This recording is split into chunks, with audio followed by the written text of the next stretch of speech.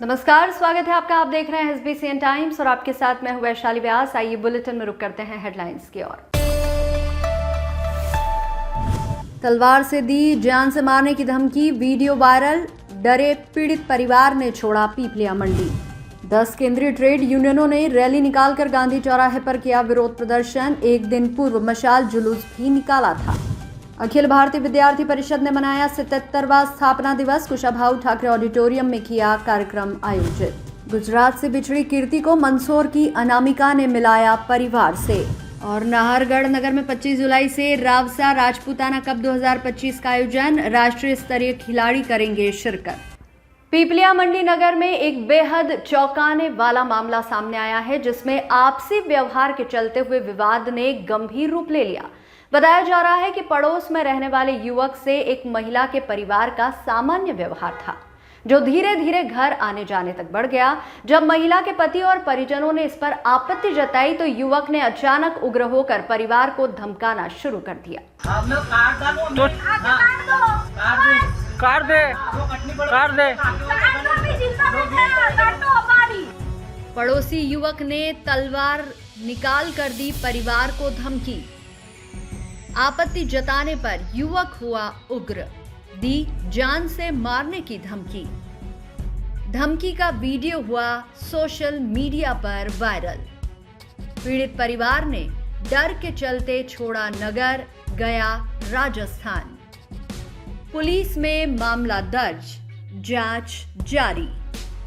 बताया जा रहा है कि विरोध करने पर युवक ने गुस्से में आकर घर से तलवार निकाल ली और पूरे परिवार को जान से मारने की धमकी देने लगा। यही नहीं, उसने हाथ में तलवार लहराते हुए धमकी दी और ये पूरी घटना किसी ने कैमरे में कैद कर ली। ये वीडियो अब सोशल मीडिया पर तेजी से वायरल हो रहा है, जिससे क्षेत्र में दहशत का माहौल बन गया है। घटना के बाद पीड़ित परिवार इतना डर गया कि उसने पीपलिया मंडी छोड़कर राजस्थान स्थित अपने पैतृक गांव में शरण ले ली। परिवार का कहना है कि उन्हें लगातार धमकियां मिल रही थी और उनकी सुरक्षा को खतरा था, इसलिए उन्हें पलायन करना पड़ा। पीड़ित परिवार ने पीपलिया मंडी पुलिस थाने में आरोपी के खिलाफ रिपोर्ट दर्ज करवा दी है। पुलिस मामले की जांच कर रही है और वायरल वीडियो को भी सबूत के तौर पर लिया गया है। नगरवासियों ने प्रशासन से मांग की है कि आरोपी युवक पर कड़ी कानूनी कार्रवाई की जाए, ताकि भविष्य में कोई और ऐसी घटना ना हो सके और आमजन भयमुक्त जीवन जी सके। में पीपलिया मंडी निवासी हरिराम जाट द्वारा एक शिकायत प्राप्त हुई थी कि उनको एक नरेंद्र सिंह चौहान नाम के आरोपी ने डराया धमकाया, उनके घर पे जबरन उनकी गैर मौजूदगी में जबरन कब्जा किया उनके घर पे और अपना ताला लगा दिया और तलवार लेके डराने गए थे। तो उस पर से एक FIR की गई और आरोपी को राउंड अप करके अभी गिरफ्तारी ली जाएगी और जेल भेजा जाएगा। सोशल मीडिया पे जो वीडियो वायरल है वो फरियादी ने हमको भी उपलब्ध कराया है और उसको भी हमने अपराध में संलग्न किया है। मेरे साथ में मैं यहाँ टीलाखेड़ा बालाजी संस्कार स्कूल के पास में रहता हूँ। मेरे पास में एक नरेंद्र सिंह करके और भी थोड़ी दूरी पे मकान है उसका। तो मेरे घर पे उसका आना जाना चला रहता था। तो छोटी बच्ची को कभी समोसा लाए, कचौरी लाए, कुछ लाए। मैंने मना करा कि बाबू आप क्यों, हम आपका एहसान कब चुका पाएंगे, हम नहीं चुका पाए तो हम आपके कर्जदार रहेंगे। तो उन्होंने कहा कि ऐसी कोई बात नहीं है। फिर मैंने लाड़ी को भी समझाई कि बेटा यूं बार बार इनसे कोई से नहीं मांगे, होवे तो मना कर देना। अपन भी खुद मजदूरी करते हैं, बने कैसे करके बच्चों का भार अपन उठाते हैं, दूसरे के भरोसे क्यों रहते। उसके बाद में भी उसने कहा कि वो तो ऐसे ही लाएंगे, फिर कि आप ही बोल दो। एक दिन बच्चे ने बोला तो बच्चे ने उसने कहा आप मना करो, तो क्या बोले बच्चे से करवाओ। तो बच्चे से मना करवाया, तो बच्चे को करवाया तो उसने कहा गाली दे करके बोला और घर में आकर के बैठ गया और मारूंगा और ऐसा करूंगा। और उनके धूम मच गई। एक दिन ज्यादा हुई तो तलवार निकाल करके लेकर के कि मैं काट दूंगा। इनके बाजू में ही एक पड़ोसी रह रहा था, नरेंद्र सिंह करके है, कोई 2-3 घर छोड़ के। वो इनके घर पे आता जाता था, इनके बहू से मिलता था, कभी क्या लाता कभी क्या नहीं लाता। तो इन्होंने मना कर दिया भाई तू हमारे घर पे मत आया कर। उसके बावजूद वो नहीं माना। ये मना करने के बाद में उसने क्या किया, इनको मारना गाली गलौज चालू कर दिया, इनके लड़के को सबको, कि आपने मेरे को ऐसे कैसे बोल दिया, आप कौन होते मुझे बोलने वाले। तो इससे परेशान होते होते 3-4 साल तो इन्होंने निकाल दिए। फिर अभी कुछ दिनों पहले क्या हुआ गया, उसने तलवार वलवार लेके आए। ये अंकल जी तो यहाँ थे नहीं, वो एक मेरी सिस्टर थी और एक वो भाई था। और वो जो इनकी बहू है ना पालसवाड़ा की है, वो तो वहाँ पहले चली गई थी। वो तलवार वलवार लेके आया, बोला आपको काट डालूंगा, मार डालूंगा। और वो मेरी वो जो सिस्टर है ना, उसको बोला तेरा बलात्कार करवा दूंगा, 5-10 बंदे लाके छोड़ दूंगा और तेरी पूरी की पूरी मैं जिंदगी खराब कर दूंगा। SBCN टाइम्स के लिए पीपलिया मंडी से निखिल सोनी की रिपोर्ट। आज देश भर में बड़े सामाजिक और आर्थिक आंदोलन के तहत कई जगह बंद का ऐलान है, तो वहीं मंदसौर जिला मुख्यालय पर 10 केंद्रीय ट्रेड यूनियनों ने मिलकर महाराणा प्रताप चौराहा से एक भव्य पैदल रैली निकाली, जो शहर के विभिन्न मार्गों से होते हुए गांधी चौराहा पहुंची, जहां जमकर प्रदर्शन किया गया। इससे एक दिन पूर्व मशाल जुलूस निकालकर आज होने वाले आंदोलन को लेकर सरकार को अवगत कराया गया। आजाओ आजाओ।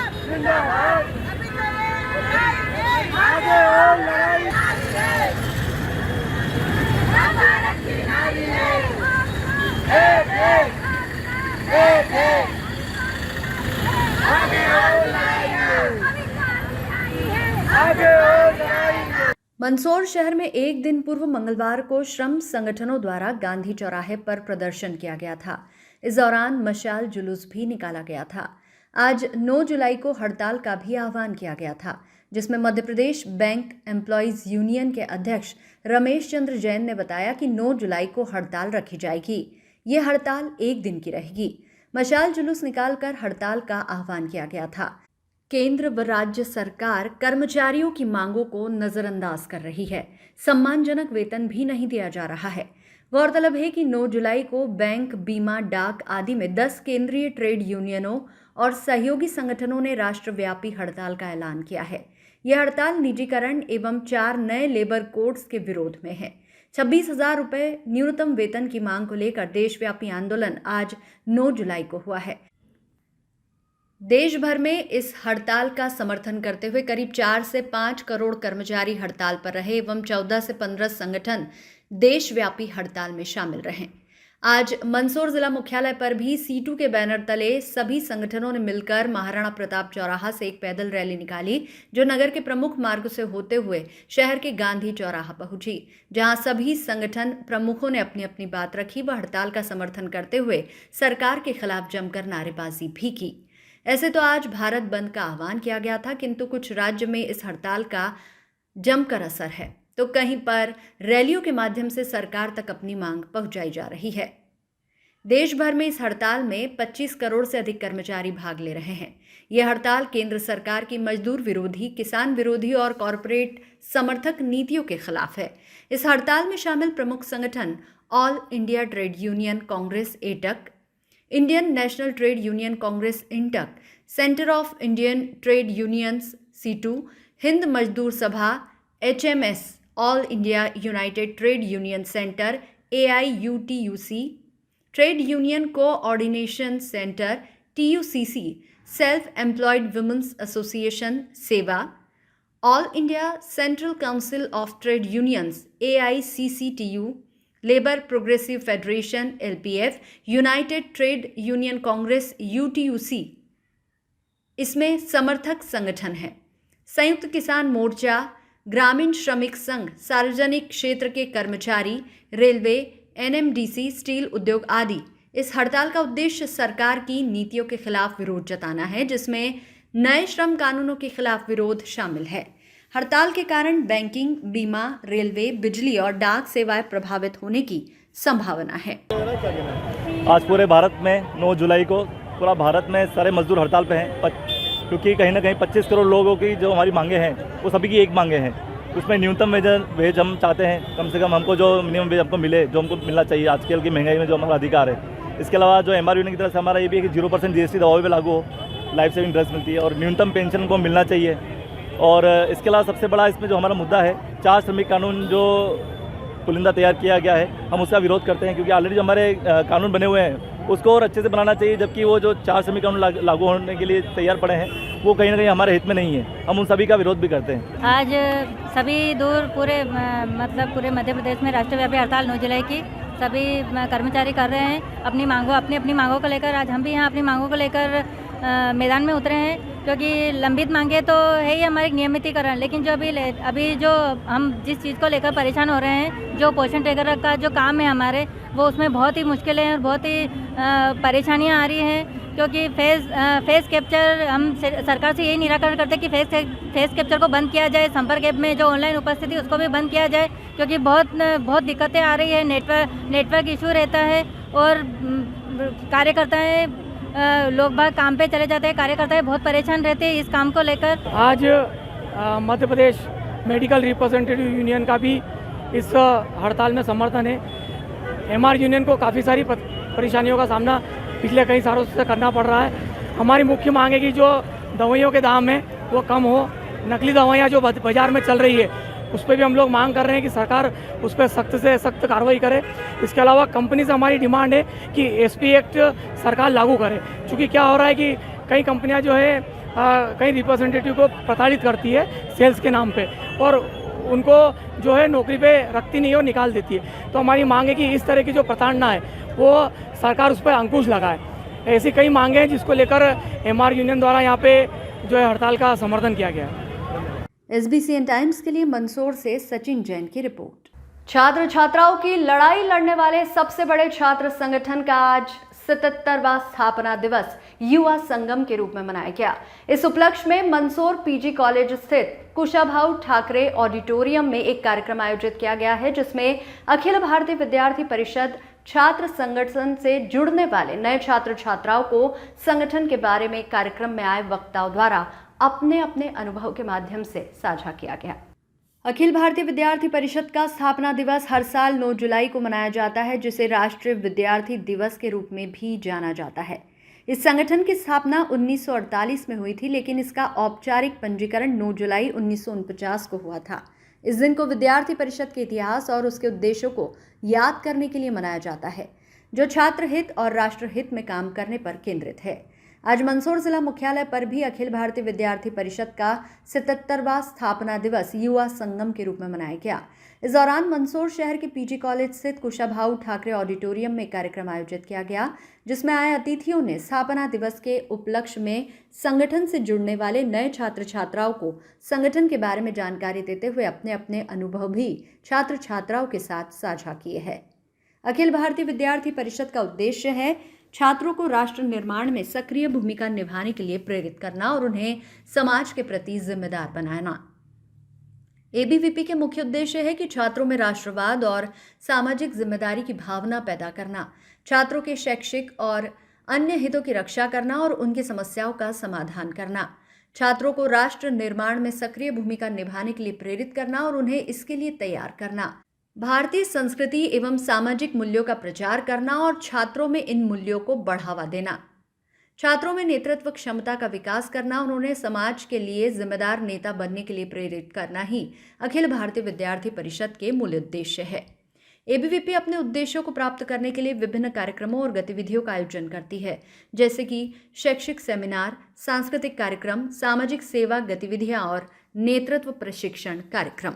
अखिल भारतीय विद्यार्थी परिषद एक राष्ट्रवादी संगठन है। 9 जुलाई 1949 की स्थापना हुई थी और इसको पूरा देश विद्यार्थी दिवस के रूप में आज मना रहा है और इसी कार्यक्रम के तहत आज विद्यार्थी परिषद के द्वारा यहाँ पर युवा संगम का आयोजन किया गया था और मैं यहाँ वक्ता के रूप में उपस्थित हूँ। अखिल भारतीय विद्यार्थी परिषद ने आज 77वें अपने स्थापना दिवस में प्रवेश किया है। इसके उपलक्ष्य में कुशाभाऊ ठाकरे ऑडिटोरियम में एक कार्यक्रम आयोजित किया गया है, जिसमें 400 से करीब संख्या में छात्र शक्ति के बीच में ये कार्यक्रम आयोजन किया गया है। इसका हमने एक नाम दिया है युवा संगम कार्यक्रम। क्या उद्देश्य क्या है इस कार्यक्रम? उद्देश्य ये है कि स्थापना दिवस के उपलक्ष्य में इसमें हमारी नगर की पूरी घोषणाएं वगैरह होती है और पूरे वर्ष तक चलने वाली पूरी एक्टिविटीज इस कार्यक्रम के माध्यम से तय की जाती है। SBCN टाइम्स के लिए मंदसौर से सचिन जैन की रिपोर्ट। मंदसौर के कौशल्याधाम निराश्रित विक्षिप्त महिला आश्रय गृह एवं पुनर्वास केंद्र ने एक बार फिर घर से बिछड़ी महिला को उसके परिवार से मिलाया और पुनर्वास किया। इस पुनर्वास के दौरान उपस्थित रही जिला कलेक्टर ने भी परिवार से चर्चा की और आगे से परिवार का ध्यान रखने की सलाह दी। दरअसल अनामिका जन कल्याण सेवा समिति एवं जन सहयोग द्वारा संचालित आश्रय गृह में विगत 3 माह से बिछड़ी 27 वर्षीय कीर्तिबेन को अपने परिवार से मिलाया गया। मंगलवार शाम कीर्तिबेन का परिवार उन्हें लेने के लिए आश्रय गृह में आया और बिछड़ी कीर्तिबेन का उनके परिवार से पुनर्वास कराया। कीर्तिबेन और उनका परिवार गुजरात जिला पंचमहल तहसील कोलंबा के गांव जोरापुरा में रहता है और ये मजदूरी करके अपना जीवन यापन करते हैं। कीर्तिबेन के पति अभय सिंह हैं। इनका एक बेटा सचिन तथा एक बेटी काजल है। परिवार के मुताबिक कीर्तिबेन आज से 3 माह पहले अपने परिवार से बिछड़ गई थी। अनामिका आश्रय गृह को ये 24 जून को मिली। उसके पश्चात आश्रय गृह ने इनकी लगातार काउंसलिंग की, इनके बारे में जानकारी निकाली। जानकारी में ये पता चला कि ये गुजरात के रहने वाले हैं। उसके पश्चात फिर उनके परिवार से संपर्क किया और आज इनका परिवार इनको आश्रय गृह लेने आया। कीर्तिबेन सहित इनका परिवार जब आपस में मिले तो बहुत खुश हुए। जिला कलेक्टर अदिति गर्ग ने हाल ही में मिली मुख्यमंत्री सम्मान की राशि का चेक भी अनामिका आश्रय गृह को भेंट कर संस्था को हर संभव मदद का भरोसा दिलाया। बता दें कि मंदसौर में संचालित कौशल्या धाम निराश्रित विक्षिप्त महिला आश्रय गृह एवं पुनर्वास केंद्र में कई बेसहारा महिलाओं को आश्रय प्रदान किया है, जिसमें विक्षिप्त महिलाओं को आश्रय, चिकित्सा एवं पुनर्वास किया जाता है। अब तक इनके द्वारा 44 महिलाओं का पुनर्वास करवाया गया है। देखिए, ये बहुत सराहनीय चीज़ है कि जो महिला स्वयं अपने आप को पहले एक तो संभालती है, परिवार संभालती है, वो किसी अन्य व्यक्ति की भी जिम्मेदारी संभाले। मुझे लगता है कि ये एक सराहनीय पहल है। और यहाँ पे जो निराश्रित महिलाएं हैं, जो कहीं से अन्य प्रदेशों से आती हैं, अन्य राज्यों से आके यहाँ पे रहती हैं, हम लोग के एक तरीके से हम लोग की छत्र छाया में, उनकी जिम्मेदारी हमको एज ए समाज लेना ही चाहिए। और ये संस्था का मैं आभार व्यक्त करती हूँ कि इन्होंने ऐसी पहल की कि कुछ महिलाएं जो अपने घर से बिछड़ के यहाँ पे हैं, उनकी जब तक उनके घर वापस पहुँचने की व्यवस्था नहीं हो जाती तब तक उनकी देख रेख यहाँ पे की जाती है। तो मैं इसे काफ़ी सराहनीय मानती हूँ। साथ साथ मैं ऐसा भी सोचती हूँ कि समाज के अन्य लोग यहाँ पे आएँ और इनकी मदद करें, क्योंकि जैसा कहा जाता है कि it takes a village to raise a child. Similarly एक समाज की ज़रूरत पड़ती है विक्षिप्त महिलाओं को या किसी भी ऐसे तबके के लोगों को रीसेटल करने में जो स्वयं सक्षम ना हो। और मैं ये नहीं कहूँगी कि यहाँ के लोग सक्षम नहीं हैं, परंतु मदद की किसी ज़रूरत नहीं होती और सहारा अगर समाज देगा तो ये और मजबूत होता है ये प्रयास। और मुझे आशा है कि इन्हीं प्रयासों को देखते हुए समाज के अन्य वर्ग के लोग भी यहाँ पे जुड़ेंगे। आप स्वयं ही देख सकते हैं, कुछ थोड़ी बहुत व्यवस्था इन्होंने स्वयं कर रखी है, कुछ योगदान हम लोग भी करते हैं। महिला में 15 दिन पहले, ये संस्था की पहली ऐसी महिला है कि 15 दिन में अपने घर चली गई। अधिकतर महिला 6-6 महीने, 3-3 महीने में अपने घर जाती है। ये महिला एक दाहोद के छोटे से गांव से थी, छोटा सा कस्बा है जो हिंदी बिल्कुल नहीं जानता है, गुजराती में ही बात करता है। और जब ये आई थी बहुत उग्र टाइप की थी, बहुत मारपीट करना ये सब इसका था। लेकिन 3-4 दिन में ये इसके इमोशंस बाहर आए और जब हमने काउंसलिंग करी और इसका पता ढूंढने की कोशिश करी तो विशु भैया को हमने बताया था और उन्होंने फिर इसके परिवार से संपर्क किया। संपर्क करने के बाद परिवार का मुखिया जो गांव का जो मुखिया था, जिसे हिंदी आती थी, बाकी किसी को हिंदी नहीं आती थी, तो उन्होंने कांटेक्ट किया और आज हमने इसका पुनर्वास कराया। ये संस्था का 44 पुनर्वास है जो अपने घर गया वापस। कलेक्टर मैडम इसमें शामिल हुई थी उन्होंने? जी बिल्कुल। हम लोग अभी तक जितने भी पुनर्वास किए तो किसी न किसी सामाजिक कार्यकर्ता या किसी अधिकारी के उपस्थिति में ही हमने किया है। और इस बार कलेक्टर मैडम को हमने रिक्वेस्ट की थी, मैडम आई और इसका पुनर्वास मैडम के उपस्थिति में हुआ। और सबसे बड़ी अच्छी बात संस्था के लिए है कि रिसेंट में मैडम को एक पुरस्कार मिला था मुख्यमंत्री जी द्वारा। वो पुरस्कार की राशि वो इस संस्था को भेंट कर गई, जो संस्था द्वारा उन्हें बहुत धन्यवाद कहती है और आभार व्यक्त करती है। अभी वो 3 बार हुआ है, पहले 2 बार तो मिल गई थी वहाँ से। अभी तीसरी बार इसके पति को भी पता नहीं था कहाँ पे, मगर यहाँ से फ़ोन आया था ये संस्था से। इन्होंने पुलिस का कॉन्टेक्ट किया, पुलिस वालों ने हमको बताया कि फ़ोटो पर देख के, इसीलिए पता चला हमको और हम लेने आए। इसके लिए बहुत बहुत आभारी हमको ये हमारी बीवी, भाई की बीवी वापस मिली। ये संस्था के लिए खूब आभारी हम। मध्य प्रदेश के मंदसौर के राजपूत समाज के युवाओं की ओर से राजस्थान के लाडले विधायक श्री रविंद्र सिंह भाटी समर्पित रावसा राजपूताना कप 2025 का रात्रिकालीन क्रिकेट टूर्नामेंट का आयोजन जल्द होने जा रहा है। आपको बता दें कि मंदसौर जिले के सीतामऊ तहसील गांव नाहरगढ़ के शासकीय उच्चतर माध्यमिक के खेल मैदान पर आयोजित किया जा रहा है। जिसको लेकर आयोजन समिति सहित पूरे राजपूत समाज के युवाओं के साथ नगर के सर्व समाज के लोग अपना सहयोग दे रहे हैं। रात्रिकालीन क्रिकेट टूर्नामेंट का आयोजन 25 जुलाई 2025 से लेकर 29 जुलाई 2025 तक रहेगा, जिसमें पूरे भारतवर्ष के खिलाड़ियों का समागम होगा।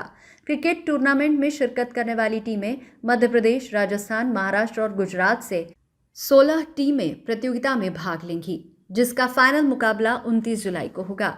आयोजन समिति द्वारा बाहर से आने वाली सभी टीमों के खिलाड़ियों के लिए भोजन और रहने की व्यवस्था निःशुल्क रहेगी। फाइनल विजेता टीम को 2 लाख राशि का प्रथम पुरस्कार और उप विजेता टीम को 1 लाख रुपए की राशि प्रदान की जाएगी। प्रत्येक मैच में मैन ऑफ द मैच खिलाड़ियों को 1000 रुपए की राशि और फाइनल में मैन ऑफ द मैच 5100 रुपए की राशि और मैन ऑफ द सीरीज को 52 इंच LCD प्रदान की जाएगी। ये रात्रिकालीन क्रिकेट टूर्नामेंट उज्जैन संभाग के मंदसौर, नीमच, रतलाम में सबसे ज्यादा प्राइज मनी वाला टेनिस बॉल क्रिकेट टूर्नामेंट है, जिसमें ISPL के लगभग 20 खिलाड़ी आयोजन में शिरकत करेंगे, जिसको लेकर जिले भर के क्रिकेट प्रेमियों में उत्साह देखा जा रहा है। इस रात्रिकालीन क्रिकेट टूर्नामेंट का संचालक वीरेंद्र सिंह राजपूत द्वारा किया जाएगा। नाहरगढ़ के अंदर रावसा राजपूताना कप 2025 का आयोजन किया जा रहा है, जिसमें पूरे भारतवर्ष से 4 स्टेट की टीमें भाग लेगी, जिसमें गुजरात, राजस्थान, महाराष्ट्र और मध्य प्रदेश के खिलाड़ी रिप्रेजेंट करेंगे। इसमें कुल 16 टीमें भाग लेगी। ये पूरा टूर्नामेंट शिव विधायक बाड़मेर के रविंद्र सिंह भाटी को समर्पित है।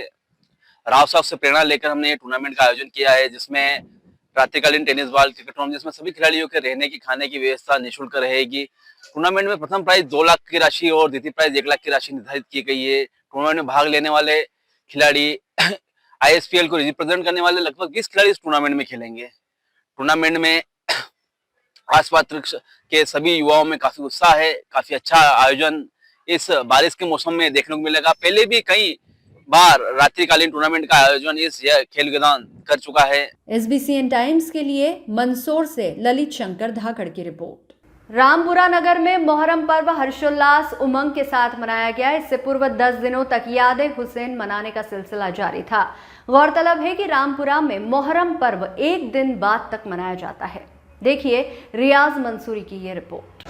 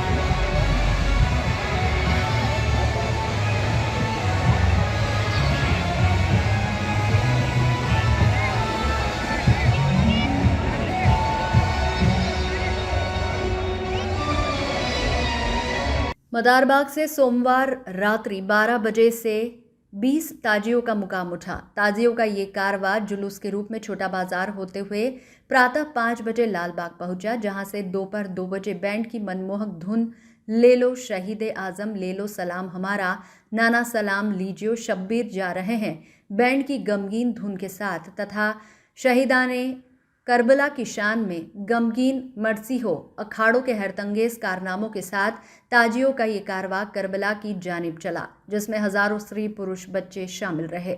मंगलवार शाम 6 बजे गांधी सागर के बैकवाटर एरिया करबला में ताजिया पहुंचे और पानी में उत्सर्जित किए गए। गौरतलब है कि मुहर्रम की 1 तारीख से ही रामपुरा नगर में याद हुसैन मनाने का सिलसिला जारी था, जिसमें जगह जगह गली मोहल्लों में लंगर, हलीम, शरबत का आयोजन किया जा रहा था।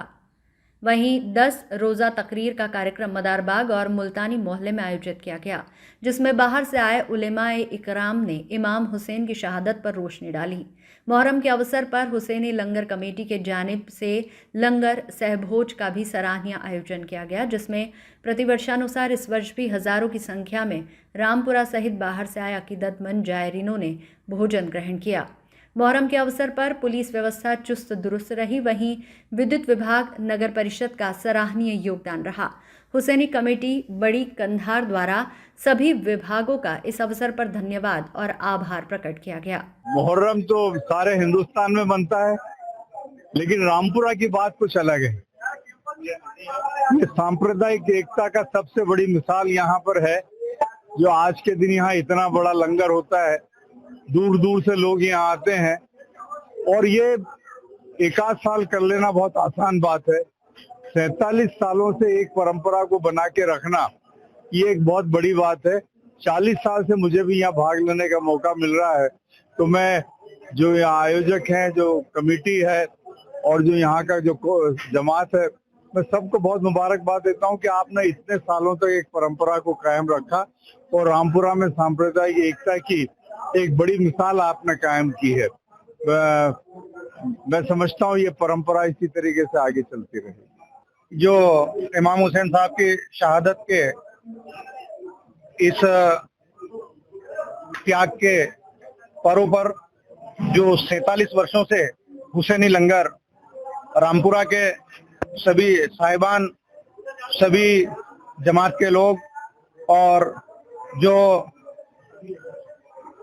इमाम साहब ने संदेश दिया, उस संदेश को, मानवता के संदेश को आगे बढ़ाने के लिए रामपुरा में जो 47 वर्षों से लंगर चल रहा है, ये अपने आप में पूरे मालवा क्षेत्र के लिए एक मिसाल है। और मैं ऊपर वाले से यही दुआ करता हूँ कि रामपुरा वासियों को, पूरी कमेटी को और हमारे सदर साहब, नायब सदर साहब, खजांची साहब, जो हमारे बुजुर्ग चाचा और सभी लोग यहाँ पर हैं, क्योंकि मैं सभी लोगों को सलाम करते हुए उन्हें बहुत बहुत धन्यवाद देता हूँ कि वो ऐसा शबाब का काम 47 वर्षों से निरंतर कर रहे हैं, और ऊपर वाला उन्हें शक्ति दे कि ये 100 वर्षों से भी ज्यादा चले। SBCN टाइम्स के लिए रामपुरा से रियाज मंसूरी की रिपोर्ट। मनासा थाना क्षेत्र कस्बा के मुख्य अल्हेड़ गेट चौराहे पर स्थित एक सोने चांदी की दुकान से मंगलवार को 6 लाख रुपए कीमत के जेवरात दिन दहाड़े 2 महिला और व्यक्ति चोरी कर ले गए। दुकान मालिक को जानकारी होने पर उसने मनासा थाना पुलिस को सूचना दी। मौके पर पहुंची पुलिस ने मुख्य बाजार में दुकानों पर लगे CCTV कैमरे की फुटेज खंगालकर मामले की जांच शुरू कर दी है। मनासा में अल्हेड़ गेट चौराहे पर कैलाश चंद्र सोनी गरोड़ वाले के सोने चांदी की दुकान है। मंगलवार दोपहर 3 बजे करीब 2 महिलाएं एवं एक पुरुष सोना चांदी के आभूषण खरीदने दुकान पर आए। दुकान मालिक कैलाश चंद्र ने बताया कि दुकान पर आए व्यक्ति ने नकली सोने की बाली दिखाते हुए कहा कि इस मॉडल में हमें सोने की बाली चाहिए। साथ ही दुकान पर मौजूद अन्य जेवरात भी उनको दिखाए, लेकिन उन्होंने कोई खरीदारी नहीं की और वापस चले गए। कुछ देर बाद दुकान मालिक कैलाश चंद्र सोनी ने आभूषणों की जांच की तो पता चला कि 58 ग्राम सोने का जेवरात से भरी डिब्बी गायब है, जिसकी कीमत 6 लाख रुपए के करीब है। डिब्बी में सोने के टॉप्स, झुमकी, पेंडल, सोने के मिक्स आइटम भरे हुए थे। आभूषणों के चोरी होने की आशंका पर कैलाश चंद्र सोनी ने मनासा पुलिस को सूचना दी। सूचना पाकर मौके पर पहुंची पुलिस ने दुकान के बाहर दूसरी दुकानों पर लगे CCTV कैमरे के फुटेज खंगाले। दुकान मालिक से पूछताछ के बाद पूरे मामले की जांच शुरू हुई। इधर दिन दहाड़े दुकान से हुई करीब 6 लाख की कीमत के जेवरात चोरी के बाद व्यापारियों में दहशत हो चली है। पुलिस को CCTV फुटेज में कुछ तथ्य मिले हैं, जिसमें एक पुरुष व 2 महिलाएं लाल कलर की बिना नंबर की होंडा पैशन प्रो गाड़ी लेकर आए और निकलते दिखाई दे रहे हैं। थाना प्रभारी शिव रघुवंशी ने बताया कि मामले की जांच की जा रही है, CCTV फुटेज खंगाले जा रहे हैं। आरोपियों की पहचान होने पर जल्द कार्रवाई की जाएगी। मनासा नगर के हमारे एक सराफा व्यापारी कैलाश रामलाल जी सोनी, तो यहाँ पे दोपहर करीब 3 बजे के लगभग 2 लेडीज और एक जेंट्स आए और बोले ताप से दिखाना, झुमकी दिखाना, चेन दिखाना। इस प्रकार से उन्होंने दुकानदार का ध्यान भटका दिया और एक 58 ग्राम सोने की डिब्बी पूरी उठाकर लेते गए। अब उसके उपरांत क्या होता है, उनकी दुकान पे कैमरे थे, तो दूसरे की सामने वाली दुकान से उन्होंने कैमरे चेक किए, तो 2 लेडीज और जेंट्स निकल के मर्जी गली से होकर के बाईपास की तरफ गए।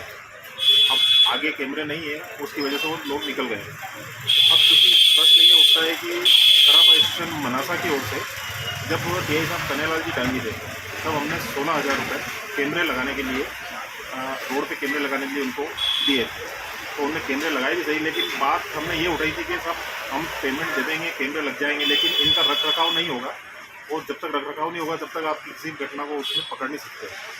उसके उपरांत यही हुआ कि आज वो कैमरे निष्क्रिय हैं, सारे कैमरे जो लगे हुए सभी निष्क्रिय हैं, और उसके लिए हमने बाद में जो भी टीआई साहब आए, हर समय पे हम थाने में इसकी शिकायत करते रहे, लेकिन आज तक उनके ऊपर किसी ने ध्यान नहीं दिया, और आज ये बड़ी घटना अंजाम हो गई है। इसका अब कोई सॉल्यूशन नहीं निकल सकता है, और ये अब हम किसको अपराधी माने अभी हम इस मामले में कि ये पता ही नहीं चल रहा है कि अब अपराधी किस ओर गया है, किधर गया है, उसका ना तो कोई हमें क्लू मिल रहा है, ना कुछ जानकारी मिल रही है। इस बुलेटिन में फिलहाल इतना ही। लगातार न्यूज अपडेट्स के लिए देखते रहिए SBCN टाइम्स। नमस्कार।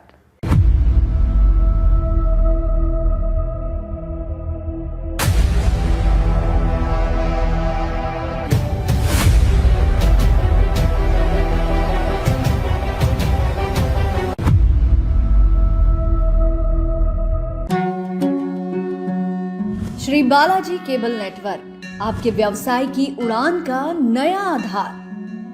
आपका व्यवसाय श्री बालाजी केबल नेटवर्क पर विज्ञापन देकर लाखों दर्शकों तक पहुंच सकता है। हर दिन हजारों घरों में हमारी केबल सेवा पहुंचती है। विशेष ऑफर, पहले 3 महीने के लिए स्पेशल डिस्काउंट। फायदे, आपके विज्ञापन की ब्रांडिंग स्थानीय स्तर पर, कम लागत में अधिक दर्शक, हर प्रकार के व्यवसाय के लिए उपयुक्त। अभी संपर्क करें नेमीचंद राठौर 9425369602 7000409673। श्री बालाजी केबल नेटवर्क, सफलता की ओर एक कदम।